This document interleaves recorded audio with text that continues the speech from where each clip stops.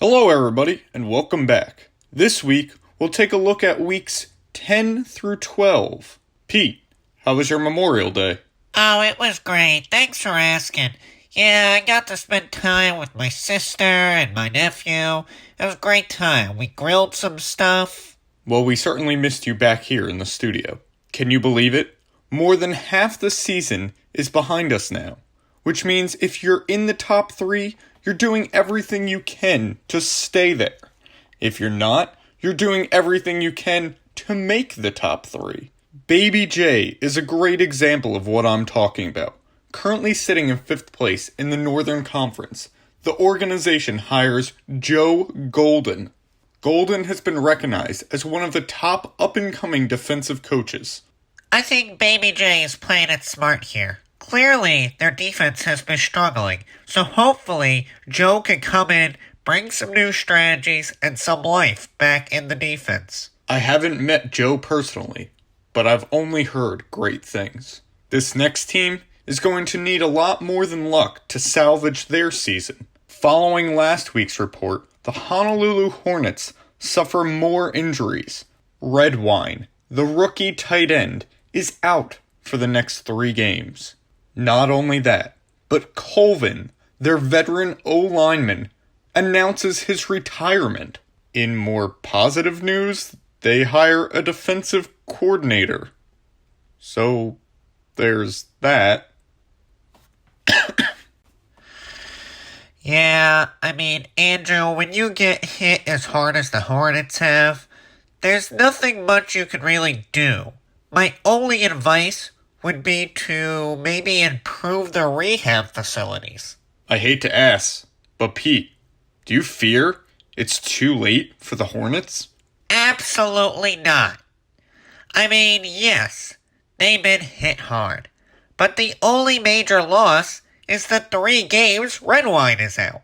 Fox, Dembry, and Tillery are all back. If they can remain healthy, anything could happen. Teams at the top have injuries or even a loss. You just never know. As for Colvin, he's been with the team for a long time, and he's only getting older. I think most of us saw this one coming. It's just poor timing to announce something like this while all these injuries are going on. I agree, Pete. Not a whole lot of news happening around the league this week. There's been some pickups and some injuries here and there, but nothing groundbreaking. Well, it's that time of the year. Teams are leveling off right before the playoffs, and, there's not a whole lot going on. There's still a lot of news, though, especially coming out of the commissioner's office. Commissioner Simon Reed announced last week that some changes would be coming, and those changes have arrived. Our team has broken down what we believe is the most important information for all of you, starting with what could be the most impactful change. 3 timeouts per half have been added, and we believe we could see scores drastically change because of this. Having more time on the clock means more touchdowns, and I wouldn't be surprised if we see an increase in scores submitted. Based off Week 1 analytics, the average score per week is 96. I think with this update, we'll see that number increase into the triple digits. I believe you're right, Pete, because the next update to happen brings buffs for one of the most used positions. Running backs will have higher chances of stiff arms. I think a lot of teams might look for a running back in free agency after hearing that. Well, it's not only the running backs that'll get improved. Stamina affects speed over the course of a game, and not the play. We might see huge first and second quarters in the future. But now, if these improvements get you excited, the next few will do the opposite.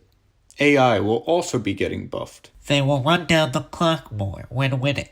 They will throw more. They won't just punt when time's running out. On top of all that, rehab facilities will determine max number of injuries at once. Negative effects will be increased if your players perform badly. Even with all that, I'm still excited to see these new changes come into play. So am I. We hope you all enjoyed this week's show. Before we go, let's run through this week's leaderboard. In the North, Cogweave, Andrew, Kenny, Jamaican Soldiers, and Baby J. Andrew moves from 3rd to 2nd. In the Southern Conference, the Gorilla King takes over Devil's Reject. Christian, Picoro Link, and Gerald remain 3, 4, and 5. The only move in the Eastern Conference was the placebo effect knocking off Effensta. And lastly, the Western Conference. Despite their injury-riddled season, the Honolulu Hornets knock off Real Donald Trumpet for 5th place. We hope everyone enjoyed this week's recap. Next week, we'll be discussing what the playoffs might look like, as there's only 5 games remaining in the regular season. We'd like to say good luck to those competing for a top 3 spot, and we'll see you next week.